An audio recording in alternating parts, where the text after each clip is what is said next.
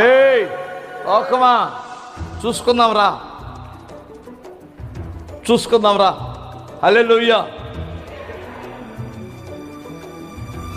తొడగొట్టు. ఎవరి మీద?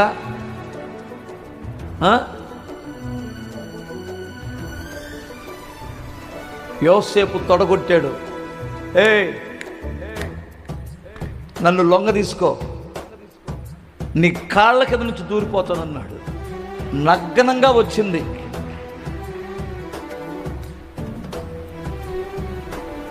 ఎవరు ఓడిపోయారు? యోసేపా?